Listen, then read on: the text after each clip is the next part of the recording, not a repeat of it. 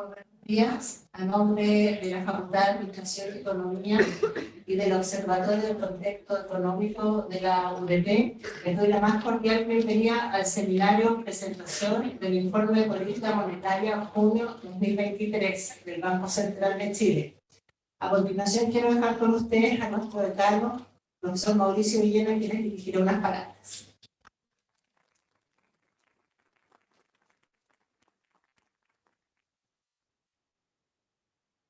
Muy buenos días a todos y todas. Para mí es un gran agrado dar la bienvenida a una nueva charla en el contexto del ciclo Empresa, Gobierno y Sociedad, organizado por el Observatorio del Contexto Económico de la Facultad de Administración de la Universidad de Portal. Quiero empezar agradeciendo a la presidenta del Banco Central de Chile, Rosana Costa, quien ha tenido la gentileza de aceptar presentar el informe de política monetaria de junio ante nuestra facultad. Agradezco también a la comunidad de la UDP que nos acompaña, al director de los CEP, director de la escuela, director de departamento, nuestro cuerpo académico y funcionario, así como toda la comunidad estudiantil aquí presente, en particular a los estudiantes que se aproximan semanas de exámenes, así que les agradezco mucho su presencia. Voy a resumir brevemente la trayectoria de la economista Rosana Costa. Rosana Costa es presidenta del Banco Central de Chile desde febrero de 2022 y consejera desde enero de 2017. Es ingeniero comercial, conversión en economía de la Pontificia Universidad Católica de Chile. Fue directora de presupuesto del Ministerio de Hacienda entre 2010 y 2013. Si uno considera que fue la segunda directora de presupuesto del Ministerio de Hacienda, y yo quiero decir que yo trabajé ahí bajo su liderazgo en ese periodo, un periodo que aprendí montones, fue 1 año y 10 meses, aprendí más que en mi doctorado, estoy muy agradecido y tengo un profundo cariño por Rosana. Previamente fue directora del programa económico del Instituto de Libertad y Desarrollo entre el 93 y el 2010. ¿Y en qué trabajaba Rosana? En política fiscal, política laboral, modernización del Estado y mercado de capital. Al momento de ser nominada como consejera, ejercía como subdirectora de Libertad y Desarrollo desde junio del 2014 e integraba el Consejo de la Comisión Nacional de Productividad y la Comisión Asesora de Educación Técnica. Rosana Costa ya había trabajado en el Banco Central del 84 al 92 en áreas de cuentas nacionales, área monetaria, y fue integrante de una serie de comisiones presidenciales, como la famosa Comisión de Reforma Previsional del 2006, Trabajo de Equidad y Equidad del 2008. Y hace poco también formó parte del Consejo Asesor sobre los conflictos de interés, tráfico, influencia y corrupción. Se ha desempeñado como directora del Sistema de Empresas Públicas, consejera de Alta Dirección Pública, directora de Comunidad Mujer e integrante del Círculo de Recursos Humanos de ICANE. Y ha sido profesora de la Universidad Católica y de la Universidad de Chile. Yo quiero señalar que Rosana Costa, más allá de ser la primera mujer en presidir el Banco Central, que es un hito muy significativo para el país, que muestra su gran calidad profesional, además de eso, creemos que Rosana Costa es sin duda uno de los servidores públicos en el ámbito económico más destacados desde el retorno a la democracia, y que representa de excelente manera el espíritu de servicio y excelencia que queremos fomentar en todos nuestros alumnos. Esto es muy importante porque la Facultad de Administración y Economía acaba de abrir nuestra primera cohorte de administradores públicos. En ese sentido, nosotros creemos que la presidenta Costa es una excelente invitada para celebrar este inicio de esta primera cohorte de administradores públicos. Y es por esto que en este día queremos aprovechar también la ocasión para presentar a Rosana Costa con un reconocimiento a su trayectoria profesional como economista destacada. Y para ello le pido a Marcela Perticará, directora del Departamento de Economía de la UDP, y a Juan Bravo, director de la OSEC, que pasen a este escenario a entregar este importante premio.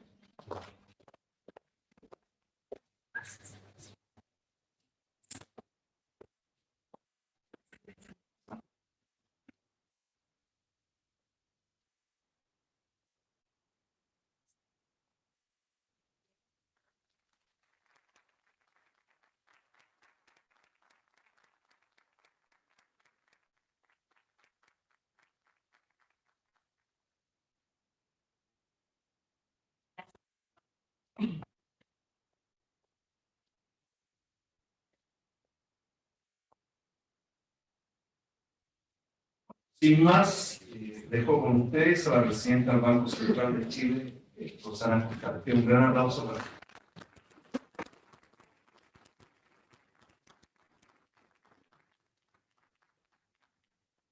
Bueno, muy buenos días. Quiero partir por agradecer las palabras de Mauricio, acercar las palabras de Mauricio, con quien trabajamos efectivamente un intenso año, 10 meses.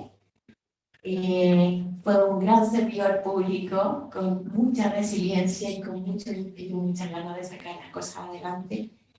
Muchas gracias también a todos los alumnos que están preparando sus exámenes, espero que les vaya muy bien. Y a todos los presentes hoy día en la mañana. Muchas gracias por ese premio, que al final lo recibo con mucho orgullo, Mauricio, y de la universidad. Déjenme antes para la pena, si vamos a la llegar. Las cosas que no cometen.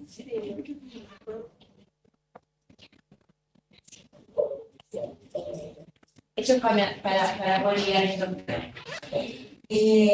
Quiero compartir con ustedes este informe de política monetaria. ¿Qué es lo que es el informe de política monetaria? Voy a partir por ahí, hay varios alumnos, no sé de qué años son. Introducir un poco en qué estamos. El Banco Central, durante el año, emite 4 informes de política monetaria. Los informes de política monetaria lo que hacen es una revisión completa de la economía, hacia atrás. La mirada hacia atrás permite construir, ver qué es lo que ha sucedido en la economía, y es un piso para proyectar hacia adelante, porque la política monetaria tiene una mirada hacia adelante. Lo que busca la política monetaria es hacer converger la inflación a 3% en un periodo de 2 años, y por lo tanto necesitamos conocer qué es lo que pasa hacia adelante.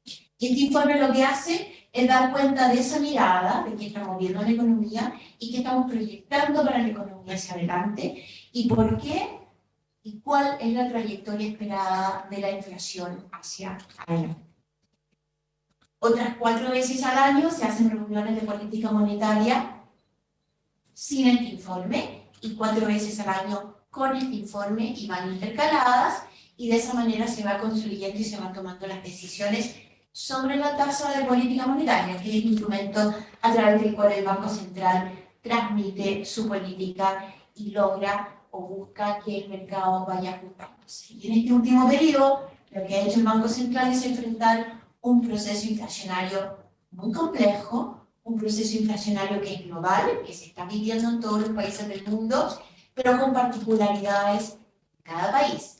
Tiene de común un shock de la pandemia, tiene de común una guerra que produce un impacto en el precio de alimentos, de combustible, tiene de particular en cada país las distintas políticas que se usaron, en nuestro caso particular, un shock de demanda que fue equivalente más o menos a 30 puntos del producto en un semestre, que sin duda llevó a que la actividad de nuestro país estuviese muy por sobre su capacidad sostenible y permanente en el tiempo.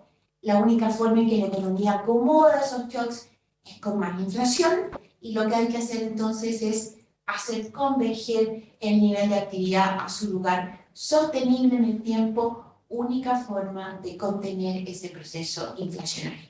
En eso estamos, eso es más o menos el entorno de este informe de política monetaria, y voy a partir entonces por compartir con ustedes los mensajes más importantes de este informe, que ustedes lo tienen en pantalla. El informe señala que la inflación sigue estando extraordinariamente alta. La verdad es que tasas de inflación del 8,7 siguen siendo muy altas, sin duda ha bajado, sin duda hemos avanzado, pero tenemos que estar atentos que el problema no está resuelto. El informe también señala que nuestra economía, como les decía, ha ido avanzando bastante en la resolución de estos desequilibrios de la macroeconomía. Desde el informe de marzo al informe de junio, este último informe, la evolución de la economía ha estado bastante alineada a lo que se esperaba, no hay grandes sorpresas a nivel macroeconómico, y hemos ido retomando lo que llamamos el cierre de brechas, es decir, el acercarse esta capacidad la producción a la capacidad productiva de la economía. Eso también lo reconocemos en el segundo mensaje. La economía también, entonces, sabemos que está generando problemas en la población, este problema inflacionario, y por lo tanto nuestro deber es solucionarlo y apoyarlo. Más allá de estos mensajes principales, quiero entrar de lleno entonces a la inflación, que es el tema del Banco Central, que es el rol del Banco Central y es cómo se mide, cómo lo está haciendo el Banco Central. Y lo primero que ustedes tienen ahí en pantalla es la evolución de la inflación. Y ahí hay tres líneas, tres indicadores de inflación. Está el IPC total, la línea del medio, la línea más oscura. Está la inflación que llamamos subyacente o sin volátiles. Y está la inflación de los precios volátiles. Y permíteme 2 segundos para explicarles por qué hacemos esta decomposición. Lo primero, la meta del Banco Central es la inflación total. Y no nos perdemos lo que hay que llevar al 3% de la inflación total. Y eso es lo que nos guía. Sin embargo, hay que sacar la riqueza informativa de las variables, hay que ver cuál de todas las fuerzas que están detrás de la inflación está teniendo mayor o menor peso, y entonces empezamos a mirar un poquito con detención lo que hay detrás. Y dentro de la inflación hay algunos componentes que son muy volátiles, y nosotros queremos sacar tendencia. Y para sacar tendencia tratamos de eliminar esos componentes más volátiles. Y entonces lo que nos dice ese gráfico es que esos componentes volátiles sumaron mucho a la inflación, le dieron una fuerza mucho mayor, le empujaron hacia arriba, tiene un pic mucho más alto. Esa inflación volátil que ustedes tienen ahí en el gráfico, en la línea verde, como 20% en su punto más alto, y ha bajado muchísimo, ha llegado a 6,8. O sea, hay una fuerza que generó mucha presión y que fue bajando, y ahí están la energía, ahí están los combustibles, y ahí hay un conjunto de alimentos más volátiles. No todos, pero los más volátiles. Eso tuvo una fuerza muy grande y hoy día está retrocediendo. Ahí hay factores que tienen mucho que ver con lo que fue la guerra en Ucrania, con costos internacionales, tiene mucho que ver con esos componentes. Y por el contrario, las sin volátiles tienen una tendencia más clara, ustedes lo pueden ver en la línea roja, y esa inflación está hoy día más bien estable, está reduciéndose, está bajando, pero a un ritmo bastante más pausado. Esas son las dos fuerzas que estamos viendo entonces en el proceso inflacionario que estamos viviendo hoy día. En la próxima lámina entramos un poquito más en detalle y vemos entonces que dentro de la inflación volátil separamos y ponemos energía y ponemos alimentos, las líneas azul y morada, lila, que ustedes tienen en pantalla. ¿Y qué es lo que nos están diciendo? Bueno, están respondiendo igual que en el gráfico anterior. Me indican cómo el ciclo de esos dos precios fue mucho más fuerte y cómo está declinando también con mucho más fuerza hoy día. Y otro componente de bienes que tiene un componente de transable, de importación muy fuerte, son dentro de los volátiles los bienes. Y esos bienes tienen un ciclo más pausado, pero también tienen un retroceso algo más marcado que otros componentes de la parte subyacente o no volátil de la inflación. ¿Y por qué? Bueno, porque hay una característica muy particular que tuvo nuestro ciclo. Nuestro ciclo tuvo un componente de incertidumbre local muy fuerte que hizo que el tipo de cambio subiese muchísimo. Y cuando el tipo de cambio sube mucho, hay también ahí, por lo menos en el corto plazo, una presión de precio relevante. Y ese componente de incertidumbre ha bajado bastante. El tipo de cambio se ha apreciado y eso ha contribuido. No es la única fuerza. También están ahí detrás un esfuerzo fiscal importante que se hizo el año pasado, y hay también detrás este cierre de brecha, este avance que ha tenido la economía para acercarse a sus niveles más sostenibles. Y esas tres fuerzas se ven en este componente de bienes que ustedes tienen ahí en el gráfico. Pero queda un tercer componente que son los servicios. Este ciclo que hemos estado viviendo tiene una característica bien particular. Si ustedes se acuerdan, en la pandemia los servicios sufrieron muchísimo porque tienen un contacto social mucho más grande. Entonces el ciclo de servicios fue muy diferente al ciclo de bienes. Bueno, y hoy día lo que hay es una recomposición del consumo, y hay un consumo que todavía crece por el lado de los servicios, mientras que por el lado de los bienes todavía se está ajustando. Y detrás de eso, detrás de las inercias de los salarios, detrás de todo ese proceso, hay una inflación de servicios que tiene dos, podemos separarlo en dos. Una parte de los servicios son precios regulados por ley, servicios que tienen una ley que dice, que tienen fórmulas que dicen esto se va ajustando por el tipo de cambio, por el precio del cemento, etc. Esa indexación tiene mucho de espejo retrovisor y es más difícil que baje. Y hay otros servicios que dependen más de otros elementos como las fuerzas propias de la economía local. Y si hacemos esa distinción, que es la que está en el gráfico, ustedes pueden ver que la línea más bien naranja tiene estos índices, estos precios indexados, que todavía tiene una tendencia creciente que se estabiliza un poco recién en los últimos datos. En cambio, los otros servicios tienen un cierto comportamiento, no tan marcado, pero un comportamiento más ajustado, empezando a responder con rezago al ajuste que está haciendo la economía. Eso es lo que nos cuenta. Eso es lo que nos cuentan los componentes de inflación. Más allá de lo que nos cuente cada uno de ellos, vuelvo a lo que dije al principio, nuestra meta es la inflación total. Bueno, y que yo nombré varios componentes detrás de este proceso y voy a entrar a mostrarles algunos de ellos. No me voy a detener al final a explicar a cabalidad cada una de las láminas, porque no quiero tomar demasiado tiempo en ello, pero sí quiero contarles el relato que hay detrás de estos gráficos. En esta lámina, que es un poquito bonita, pero más difícil de explicar, lo que tenemos acá es la medición de lo que en economía llamamos las brechas de actividad. Es decir, cuán distinto es el paso de la economía, lo que se está produciendo, respecto a su capacidad productiva de corto plazo, el producto potencial. Y está medido con distintos filtros estadísticos, porque como el producto potencial no es visible, uno usa distintos mecanismos estadísticos para aproximarse a ese resultado.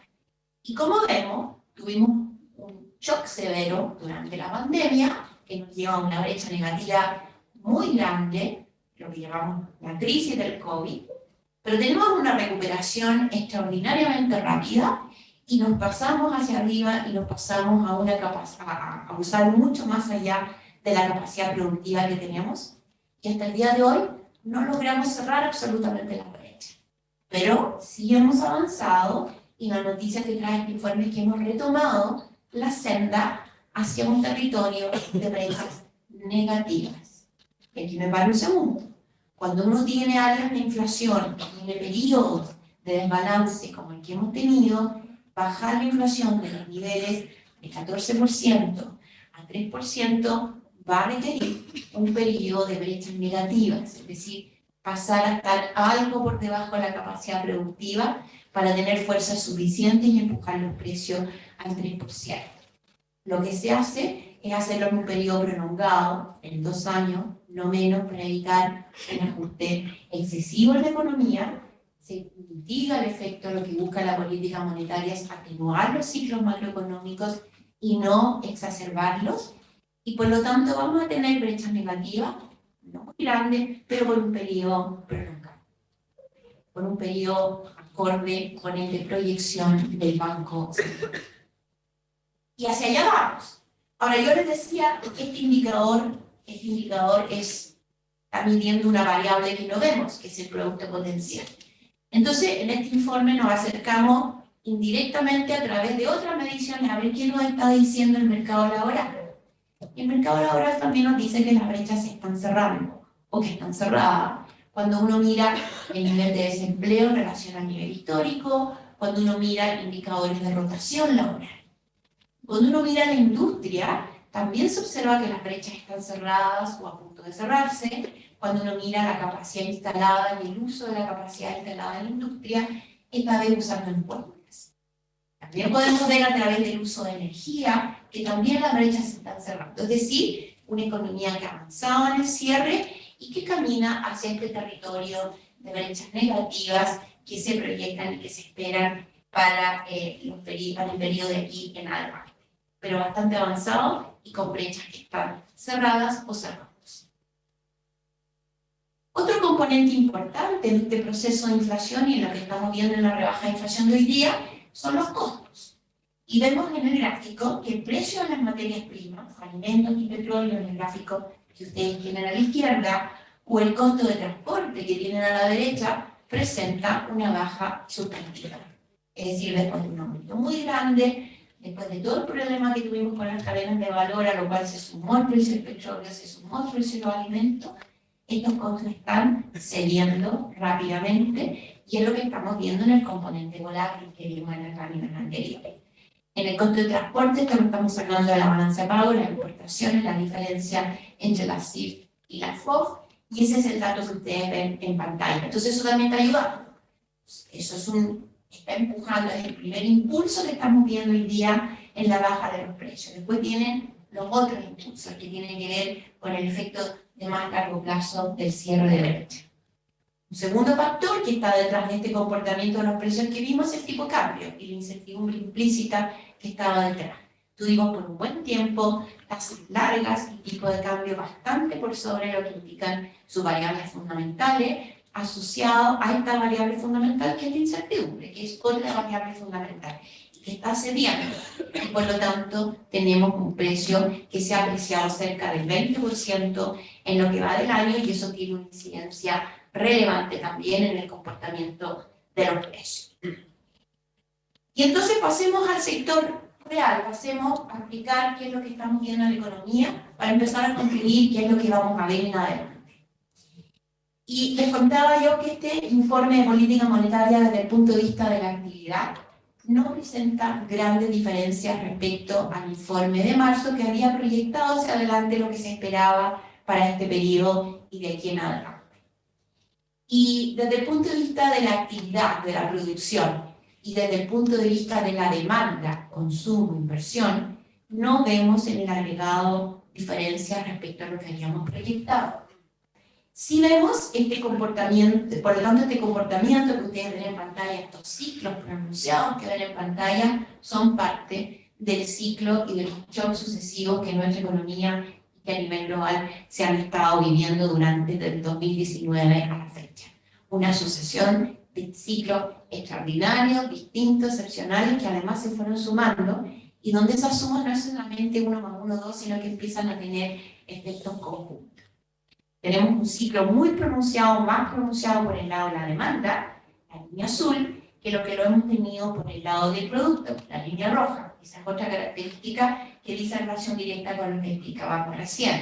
Tuvimos un shock de demanda, 30% del producto, que se fue inyectando en la economía a través del consumo particularmente, y particularmente de bienes transables más que de otros, y ese es el efecto del ciclo que estamos viendo en pantalla. Si entramos adentro de los componentes del producto, la principal sorpresa que hemos tenido en el último tiempo es la minería. Normalmente nosotros vemos el PIB no minero como un mejor indicador de ciertas presiones que están dentro de la economía, porque el ciclo minero tiene otras particularidades, si bien tiene efectos sobre el resto de la economía, tiene particularidades especiales. Y el PIB no minero no presenta mayores sorpresas respecto a lo que se había proyectado. Y por el lado de la demanda, no vemos grandes sorpresas en el agregado, pero cuando entramos a los componentes, bueno, dentro del componente consumo tenemos una heterogeneidad de conducta y tenemos sorpresas distintas.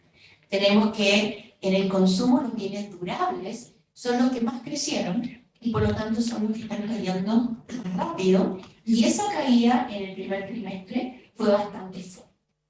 Esa caída fue un 18,8% trimestre a trimestre, y sin duda ahí hay una fuerza que tiene que ver con dos cosas: con que se agota la liquidez en los hogares, ese impulso del 30%, y por lo tanto el consumo pasa a depender más bien de las expectativas, del mercado laboral, pasa a depender de lo que normalmente son las fuentes de ingresos de los hogares, en la medida que se agotan esos ingresos, y tiene que ver con que el consumo durable tiene un cierto stock, y una vez que se logra el stock hay un componente de stock que no se repone permanentemente. Después hay un componente de consumo de bienes no durables que también ha crecido más. Este ciclo, el consumo de bienes, ya les explicaba, creció más que el consumo de servicios, pero con un ciclo bastante menos pronunciado, y si bien ahí hubo una baja algo mayor no fue significativa respecto a lo que estaba en la proyección, o fue bastante menos significativo, y un consumo de servicios que sigue creciendo respecto al trimestre anterior. Entonces vemos un ajuste en los componentes de consumo, y vemos también en las cifras marginales, las cifras últimas, las que no de cuenta nacional tiene más rezago, que esa caída del consumo durable es más bien un anticipo de lo que estaba proyectado que una tendencia con esa misma pendiente hacia adelante. ¿Y por qué vemos eso? Porque eso es lo que estamos viendo en las importaciones, eso es lo que estamos viendo en datos de Transbank, eso es lo que estamos viendo en indicadores de mayor frecuencia. Y eso es lo que está detrás de las predicciones que vamos a compartir en un rato más. Por el lado de, veamos en la próxima lámina, entonces yo me la voy a, de alguna manera ya me adelanté a la próxima lámina, donde está la composición del consumo. ¿Qué es lo que pasó en la última cifra en el IPACEP que se dio a conocer esta semana, que también ha ocupado grandes comentarios de distintos analistas de todo papel, lo de haber mirado, y que ya no está en el informe de política monetaria, es una información, y entonces la pregunta es distinto de lo que tenía el Banco Central o nos cuenta más o menos lo mismo? Y la verdad es que no hay grandes sorpresas en este indicador tampoco, a pesar de todo lo que ha salido por la prensa, en el siguiente sentido. La gran diferencia, esta caída del 2,2%, tiene un componente minero extraordinariamente importante. Sorpresas por el lado no minero son más bien marginales, algo en el sector industria, que el trimestre anterior nos sorprendió en sentido contrario por una producción bien específica, puntual, de un caso molibdeno, etcétera, pero tampoco es algo que se salga de la tendencia que traía el sector industria. En comercio apareció, hay un aumento, una caída importante en el mayorista, pero el minorista, incluso si algo, creciendo. Entonces tampoco en el componente de aquellas partes de la producción más relacionadas con la demanda, vemos algo que esté desalineado con las proyecciones de este informe de política monetaria o con el escenario central de este informe de política monetaria. Entonces, tampoco vemos en este pedazo de información algo diferente respecto de lo que allí está y de lo que dice este informe. Y el otro componente es la inversión. Y el otro componente de la demanda que hay que mirar con atención es la inversión. Y en la inversión seguimos viendo una tendencia que continúa débil, tanto en el componente de construcción como en el de maquinaria y equipo. Vemos que ya desde hace rato la inversión mantiene una debilidad, una trayectoria débil, y aquí hay una serie de elementos que están influyendo. Tenemos, bueno, la incertidumbre, aunque se despeje, los proyectos de inversión se toman su tiempo. Tenemos un factor de condiciones financieras, tuvimos un mercado de largo plazo, bastante apretado, expectativas bastante territorio negativo, y por lo tanto la inversión no despega. Y eso es lo que estamos viendo, y eso es lo que de alguna manera se proyecta. No hay grandes novedades en las proyecciones de la inversión respecto del informe anterior que tengamos sobre la mesa. Y la contracara a todo esto es el déficit de cuenta corriente. En el déficit de cuenta corriente lo que se refleja es, bueno, tanto ha caído nuestro ahorro porque lo estamos consumiendo, tanto necesitamos de ahorro externo, tanto nuestro déficit de cuenta corriente. Y claro, lo que nos acusa la cuenta corriente es que cerramos 2022 con un déficit extraordinariamente alto, 9% del producto cuando uno acumula 4 trimestres. Y claro, la economía avanza y en el primer trimestre esto ha ido avanzando también y pasamos a un déficit de 6,9% acumulado en 4 trimestres. Si uno en cambio despeja y se queda solamente con el trimestre, vemos un puntito azul en la última columna que pasa a territorio positivo. Es decir, se están cerrando las brechas por este lado también. El diagnóstico por acá también nos apunta a lo mismo. Decía yo, se va agotando la liquidez y por lo tanto el consumo de aquí en adelante, lo que pasa con la economía de aquí en adelante, pasa por la evaluación del mercado laboral. Y hay que mirar un poco lo que está pasando en el mercado laboral. Y lo que vemos en el mercado laboral es la misma historia. Es un mercado laboral que estuvo muy apretado y que pasa a estar también holgado. La tasa de desempleo empieza a subir respecto a su promedio histórico. No es un aumento que llame la atención respecto del resto del ciclo de la economía, es más o menos el rezago que uno esperaría con que un mercado laboral responde a esta necesidad de ajuste, este es un mercado que también tenía que ajustarse. Y lo que nos están indicando estos gráficos es precisamente eso. En la izquierda, la tasa de desocupación. Durante la pandemia llegó a niveles extraordinariamente altos, se ha ido bajando a niveles más cercanos a sus promedios históricos. Vemos en la línea roja la tasa de participación, una recuperación parcial de la tasa de participación laboral, donde se fueron quedando rezagados particularmente dos segmentos de la población, los mayores y los más jóvenes. Y ellos han demorado en volver al mercado laboral. Están volviendo, pero están volviendo bastante más lento. Y en el gráfico de la derecha estamos viendo que el empleo está teniendo tasas de crecimiento más lentas, más bajas, y está teniendo también una recomposición con un mayor crecimiento del empleo cuenta propia que el asalariado formal. Dos indicadores que nos están contando, nos están relatando que este mercado laboral también está evolucionando con el resto de la economía. Pasemos al sector externo rápidamente. Al pasar al sector externo tengo que contar de nuevo una historia de inflación. Una historia de inflación que está instalada en los países desarrollados y que está instalada en países en desarrollo con tiempos de evolución distintos. En general, los países de América Latina reaccionamos antes al proceso inflacionario que se venía, con aumentos de tasa de interés que fueron frenando este ciclo, que pudo haber sido más exuberante de lo que fue si nos hubiésemos demorado. Pero los países desarrollados reaccionaron con alguna lentitud mayor.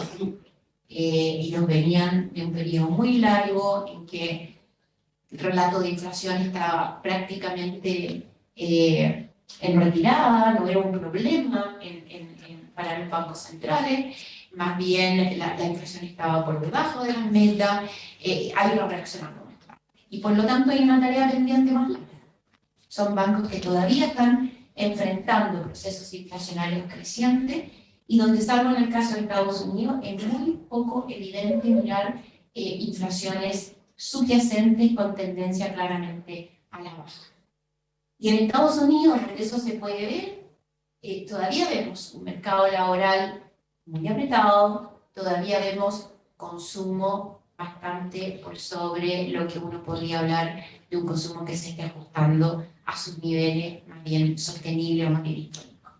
Entonces son países que tienen un desafío inflacionario pendiente y por lo tanto tenemos que esperar, y así lo han anunciado los presidentes de los respectivos bancos centrales, todavía tenemos que esperar aumento en las tasas de interés de esos países. Eso significa, todavía tenemos que esperar una economía mundial con un crecimiento más débil, todavía tenemos que esperar que de allá las condiciones financieras hacia el mundo en desarrollo se mantenga apretado por un tiempo más prolongado. Pueden haber sorpresas, siempre pueden haber sorpresas en estos ciclos de ajuste monetario, pero por ahora el trabajo de los bancos centrales ha sido de una exitosa contención y marchando a un ritmo distinto en el control de la inflación. Pero en este proceso no ha estado exento de noticias, volatilidades, etc. Vimos en Inglaterra un factor, un movimiento de mercado importante unos meses atrás, cuando se produce una asintonía, una diferencia en los caminos que abordaban la política fiscal y monetaria y el mercado lo reciente. El Banco Central inglés actúa a tiempo, lo contiene. Hace poco los bancos regionales, algunos bancos regionales, pocos, pero algunos bancos regionales de Estados Unidos, también sorprenden con problemas de liquidez importantes, con problemas de supervisión, etc.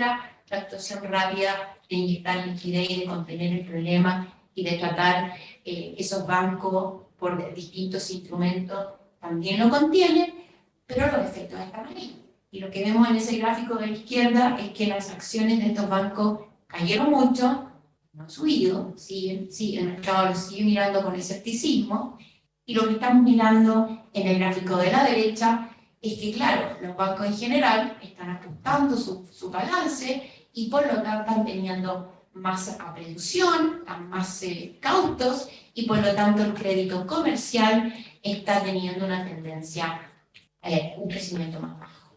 Eso se ve en la eurozona, eso se ve en Estados Unidos, y nuevamente eso tiene un impacto en el crecimiento de nuestros socios comerciales.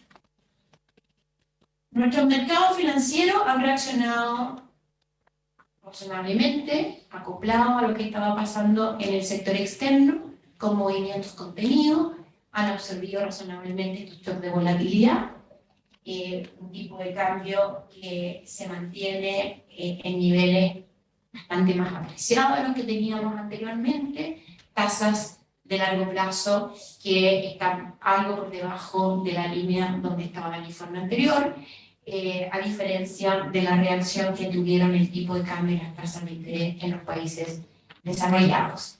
Y finalmente, el índice de incertidumbre económica, medido por el DPUC, ha estado bajando, que es parte de lo que comentamos anteriormente, y eso es lo que está en la lámina que he pasado rápidamente por la. Con eso paso entonces a las proyecciones. ¿Qué es lo que nos dice este relato y qué es lo que podemos esperar hacia adelante? Lo que estamos proyectando para la inflación es su convergencia en la segunda parte de 2024, tanto para la inflación total como para la inflación subyacente, a un ritmo distinto. Ya vimos que los primeros drivers de la inflación tienen que ver con estos factores de precio externo, con el tipo de cambio, eso es más rápido y por lo tanto eso va a empujar la inflación total abajo más rápido. Se va a demorar un poco más la subyacente, se demora un poco más que este factor de brecha empiece a actuar sobre los precios, pero finalmente hacia la segunda parte de 2024 estamos proyectando tasas de inflación de 3%. Por supuesto, sujeto a que se den los demás elementos del escenario central y a un determinado comportamiento de la tasa de interés. Y para allá vamos. Un elemento importante para poner sobre la mesa es qué pasa con las expectativas de inflación. Cuando las expectativas de inflación son la meta de inflación del Banco Central, entonces se empieza a desdibujar o se empieza a comportar las firmas y los consumidores acorde con esa proyección. Cuando hacen sus negocios, cuando proyectan sus negocios, entonces empiezan a introducir en sus decisiones de consumo y de inversión la inflación de largo plazo, no esta inflación que hemos estado viviendo hacia atrás. Este proceso de cambio es bien importante para reducir la persistencia de la inflación, que es un fenómeno que está siendo difícil de controlar en este proceso, dado que llegamos a inflaciones altas. Entonces, usando las expectativas económicas, que son expectativas que se le preguntan a economistas, usando expectativas en encuestas de operadores financieros, ellas están convergiendo el 3% a 2 años, y es lo que ustedes pueden ver en el gráfico de la izquierda. Están recién convergiendo. Llevamos 3 o 4 datos en la de economista, un dato en la de operadores financieros. En el caso de los consumidores y las firmas, tenemos menos datos. Nosotros en el Banco Central empezamos a hacer encuestas para conocer mejor las expectativas de las firmas. Y ustedes en el gráfico de la derecha tienen esto desde el inicio de la serie.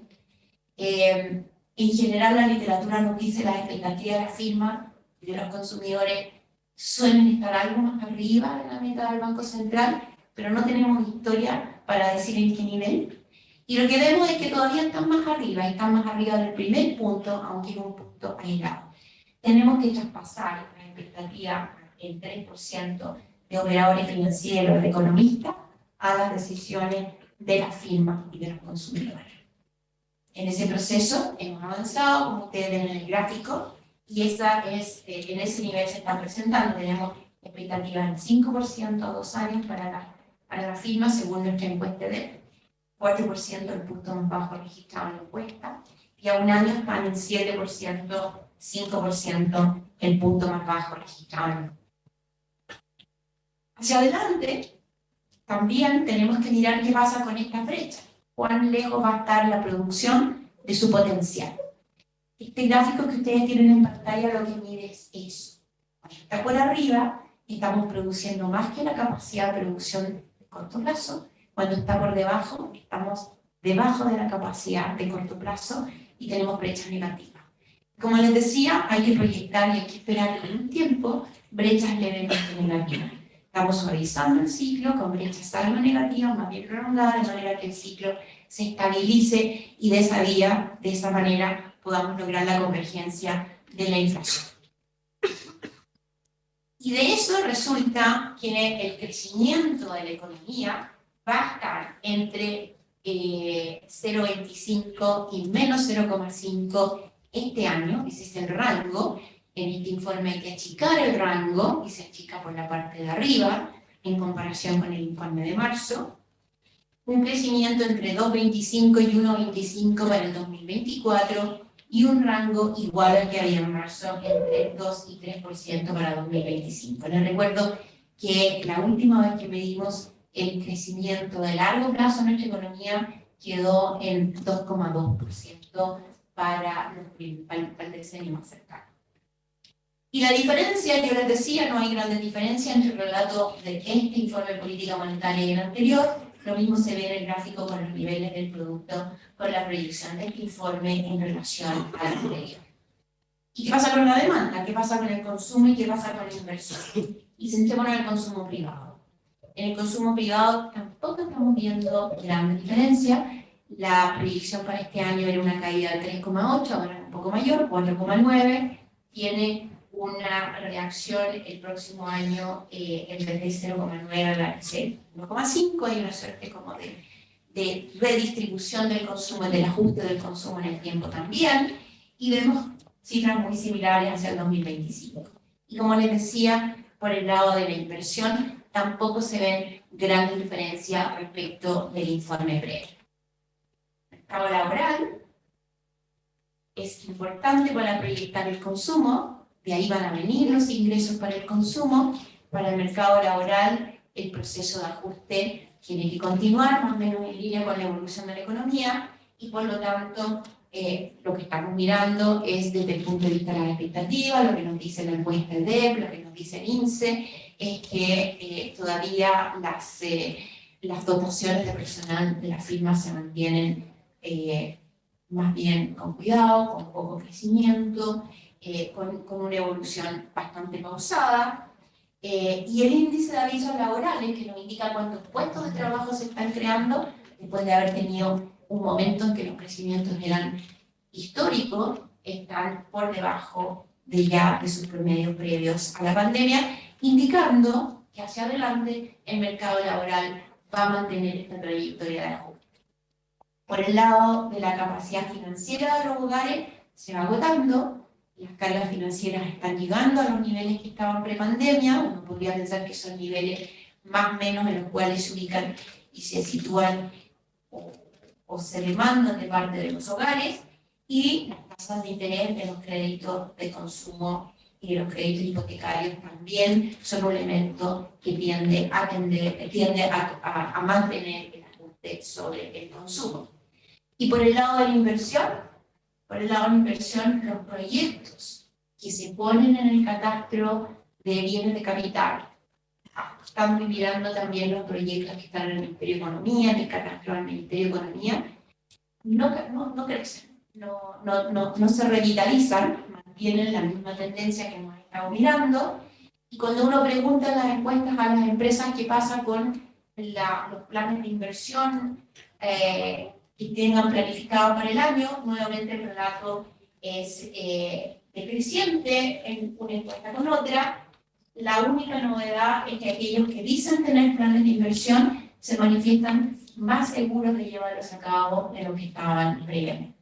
De manera que no esperamos grandes desviaciones respecto a las previsiones de inversión, concordante con lo que vimos en el gráfico reciente, y por lo tanto vamos a ver que la cuenta corriente converge a valores del 4%, como les decía, este es como aquí está, esto es lo que vamos a consumir, esto es lo que estamos produciendo, por lo tanto, cuánto nos falta de financiamiento externo, eso baja de los valores de 9 y va a converger a cifras en torno al 4% para este año y los siguientes. ¿Y el resto del mundo? Bueno, el resto del mundo tiene que ajustar sus niveles de crecimiento concordante con los esfuerzos de ajuste de la inflación, con este motivo de precaución de parte del ajuste de los balances de los bancos con la contracción del crédito, esta trayectoria del crédito que vimos en la lámina anterior, y por lo tanto vemos tasas de crecimiento que no son comparables con las anteriores, sino hasta el 2025. Es verdad que el primer trimestre de este año fue mejor a nivel global, el crecimiento fue mejor al esperado. Detrás de ello estamos viendo la recuperación de China cuando se reabre la economía.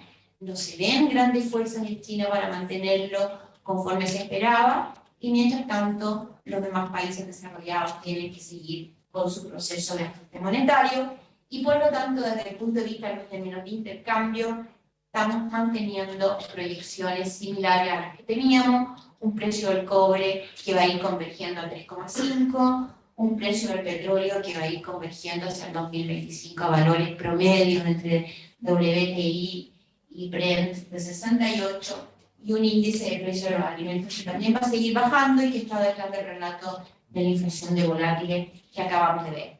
¿Qué significa esto para la política monetaria? Bueno, lo que estamos viendo entonces es que los riesgos que tiene la inflación persisten.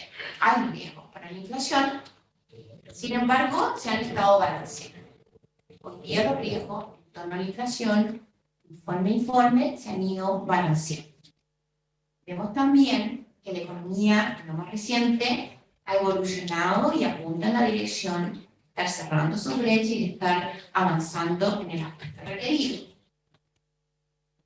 El Banco Central ha dicho que en la medida que esto siga así, en la medida que se mantenga esta trayectoria, que los resultados que nos muestra la economía son concordantes con el escenario, entonces estamos prontos a que en el corto plazo podamos ver ajustes en la tasa de interés.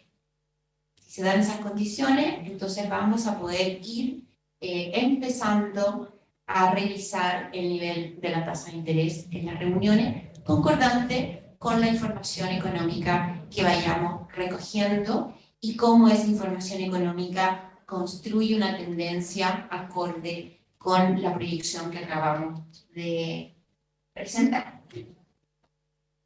Hay un instrumento de política monetaria que es un poco más difícil de presentar y de mirar, que es el corredor de tasa.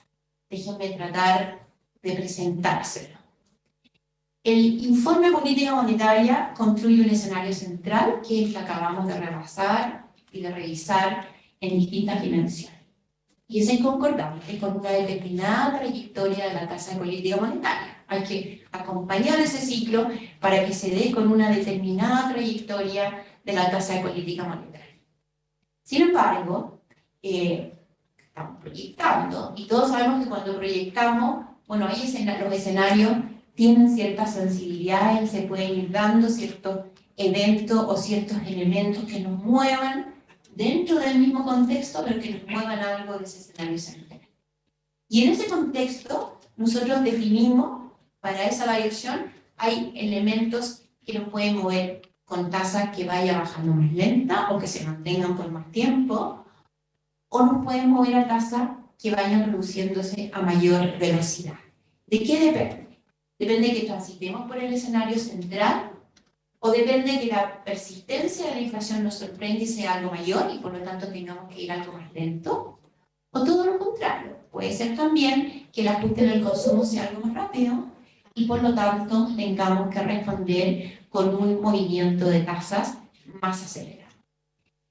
Eso es lo que trata de graficar este corredor, que son muchas distintas trayectorias para la tasa de política monetaria concordantes con este escenario central, que puede tener algunas desviaciones en los sentidos que les mencionaba, pero siempre con el mismo relato, con el mismo comportamiento agregado de la macroeconomía.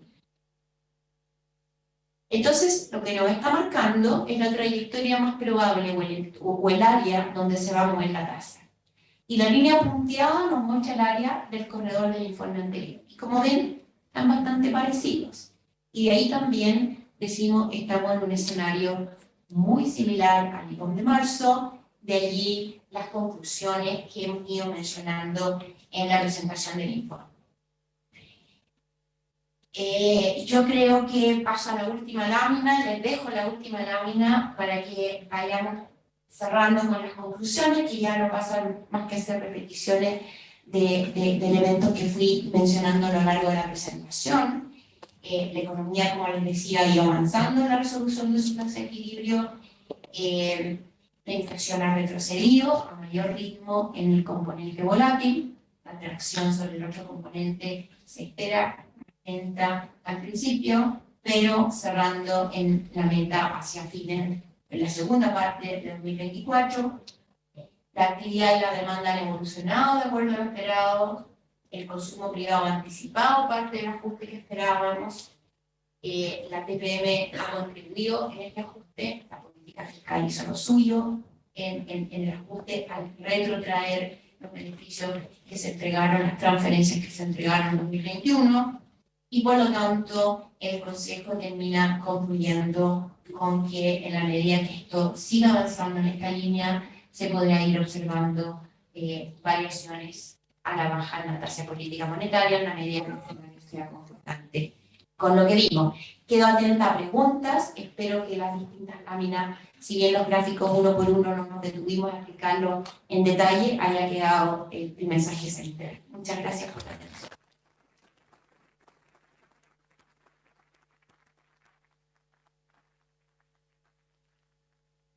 Agradecemos la presentación de la presidenta del Banco Central y dejo abierta las preguntas que quieran hacer. Por favor, Ana.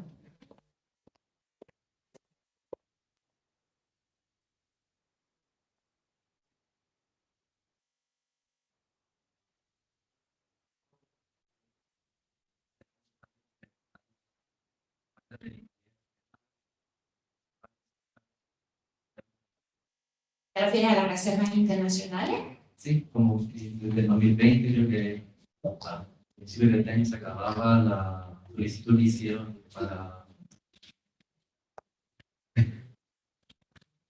Pero entiendo tu pregunta, la FCE. ¿Eso? Entiendo tu pregunta. Muchas gracias por la pregunta. El Banco Central tiene una política de tipo de cambio flexible. Eso significa que permite que sea el tipo de cambio un precio que se ajuste a la economía y además es un precio que amortigua los choques externos y nos permite tener una política monetaria más independiente de lo que está pasando en la economía desarrollada. Solo actúa en situaciones muy excepcionales en el mercado cambiario. Esas situaciones muy excepcionales son cuando el mercado no está siendo capaz de lograr una formación de precios. Es muy raro vivir situaciones excepcionales, pero hemos vivido un periodo muy extraordinario en el último tiempo y hemos intervenido desde el 2019 en dos oportunidades. A fines del 2019 con el conflicto interno político-social y en el 2021 a mitad de año con un tipo de cambio que llegó a 1.000 pesos, pero el problema no era el nivel del tipo de cambio, nosotros siempre hemos dejado que el nivel del tipo de cambio sea el que tiene que ser, y si en ese momento el riesgo era alto, tenía que ser. El problema eran los movimientos que se producían día a día y dentro del día. Y llegamos a una instancia en que esos movimientos estaban afectando, porque la gente cuando ve esos movimientos empieza a cambiar su cartera, y eso empieza a afectar el mercado de renta fija, el mercado de renta variable, y empezamos a afectar los mercados financieros en general. Y en ese momento se decide intervenir. ¿Por qué te doy esta respuesta larga? Porque eso significó poner en el mercado 6.000 millones de dólares aproximadamente de reservas del Banco Central. Y el Banco Central en el periodo tomó dos medidas. Frente a los escenarios de riesgo que estábamos viviendo, tomó un seguro con el Fondo Monetario, que es la línea que tú mencionas, FCE. Es una línea de crédito que está ahí disponible a tomarse en el caso que la necesitemos, de manera de dar seguridad de que cualquier evento que pasara había una línea disponible por 18.000 millones de dólares, la que está vigente. La cerramos, la primera vez que la pedimos, porque se estaba cerrando la pandemia y viene la guerra en Ucrania y vienen estos periodos de intensa volatilidad en los mercados. Y la tomamos por segunda vez y está vigente. Sin embargo, usamos reservas internacionales y el Banco Central hoy día está reconstruyendo sus capacidades y está comprando durante el periodo de un año una cantidad fija todos los días para reponer niveles de reservas internacionales más o menos concordantes con lo histórico. Estamos comprando, estamos reponiendo y seguimos con la línea del Fondo Monetario que vence próximo año. O sea, todavía tenemos línea y tenemos la posibilidad, ahí vamos a ver si la renovamos o no. ¿Esa era tu pregunta?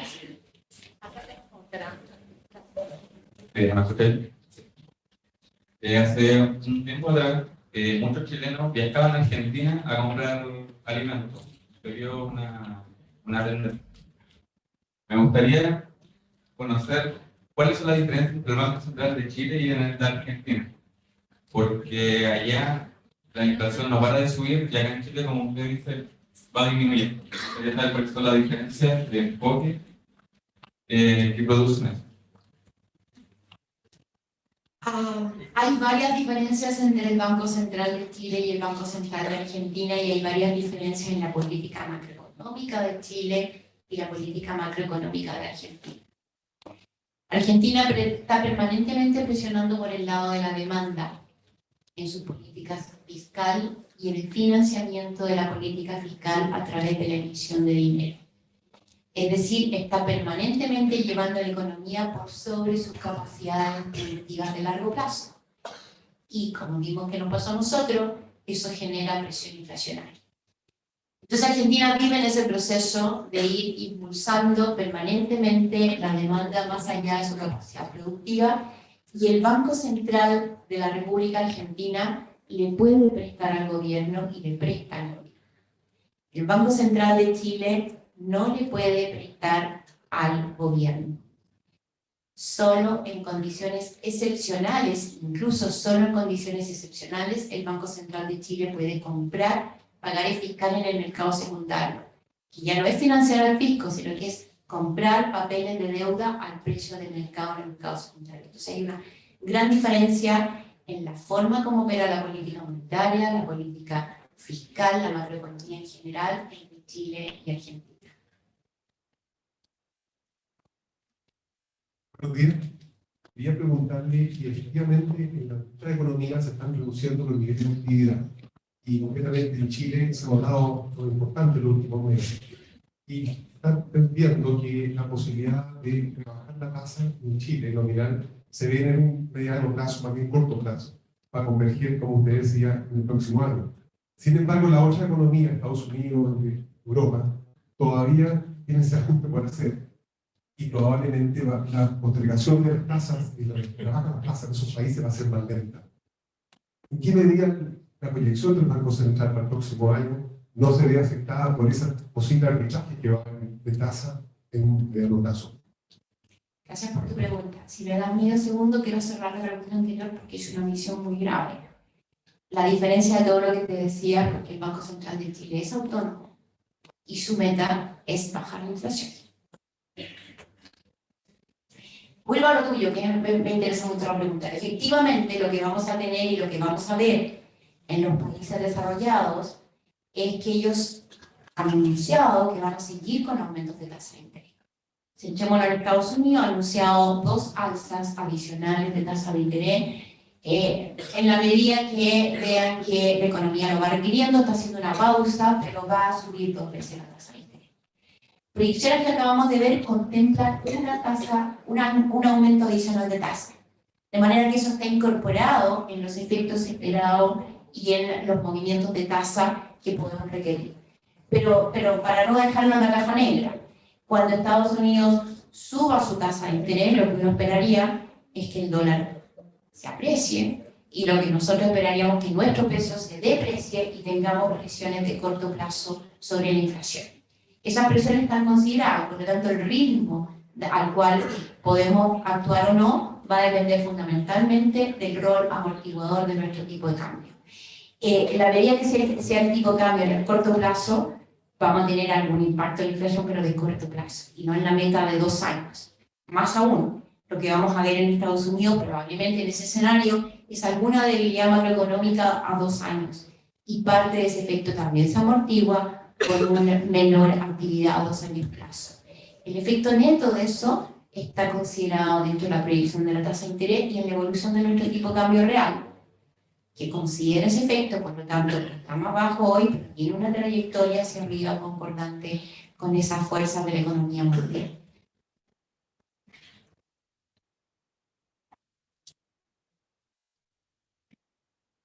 ¿Más alguna pregunta? Yo creo que es la oportunidad de poder conversar con la presidenta del Banco Central.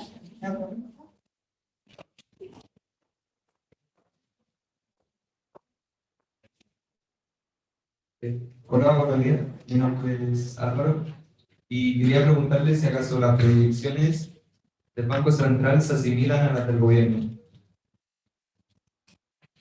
Son similares, el gobierno está dentro del rango de proyección para este año, cada uno hace sus proyecciones, pero son similares, no son tan distintas. El gobierno está proyectando, la última proyección que hizo fue 0,203, que está dentro del rango que le acabo de dar para este año. Así que no hay una gran diferencia. Pero bueno, cada uno hace sus proyecciones, no estamos haciendo las mismas proyecciones, no es necesario. Eso es distinto a decir que no hay conversaciones, ni compartir información, ni compartir diagnósticos respecto de lo que está pasando en la economía, pero están dentro del rango y no son diametralmente diferentes, ni mucho menos.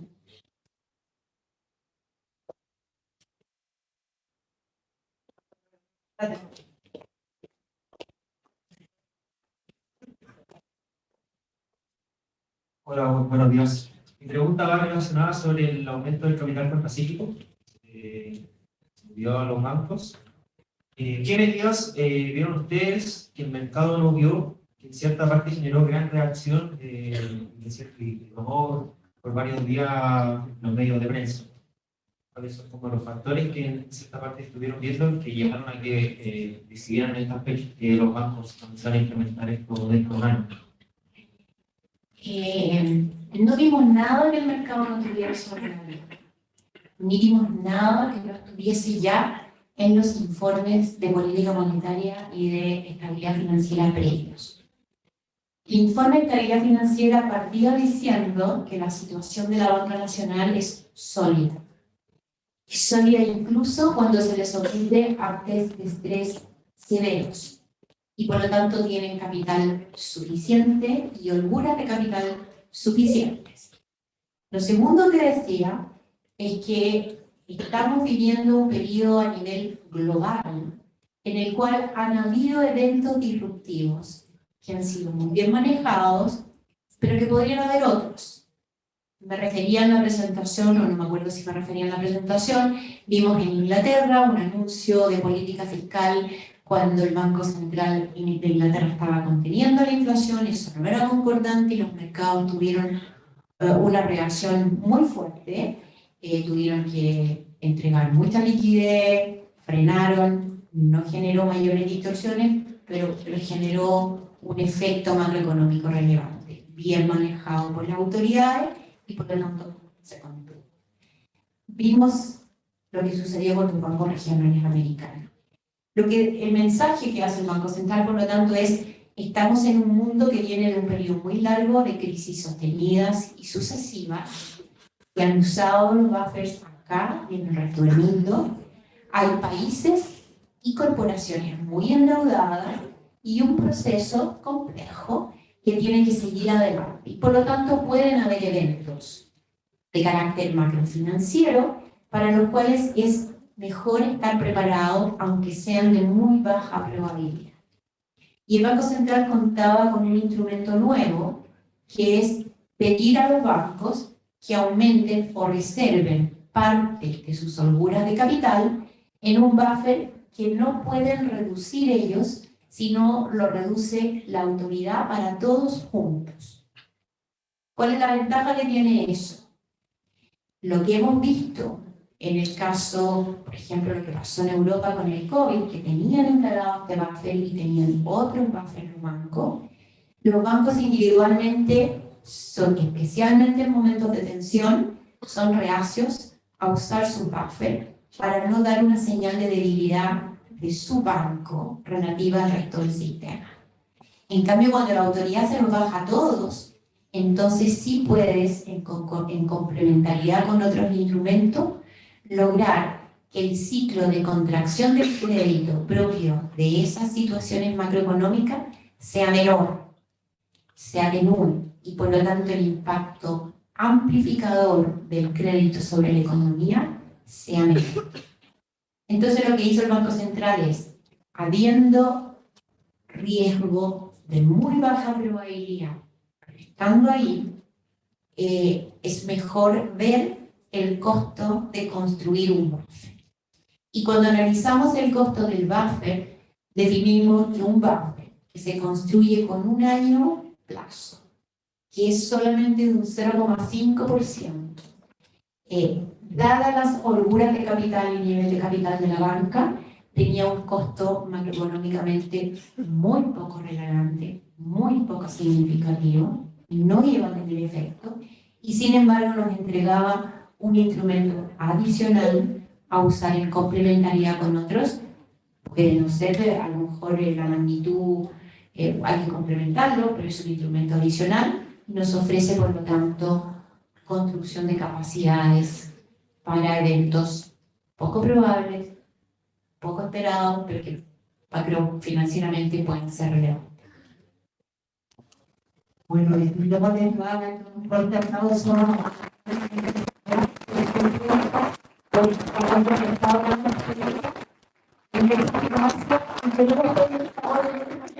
Tenemos la tradición de tomarnos una foto con todos los asistentes, así que la queremos invitar juntos así, con el decano y a todos los chicos a ponerse para la foto, ¿verdad? Por favor, se unen, después vamos a poner el código para que se puedan registrar. Así que...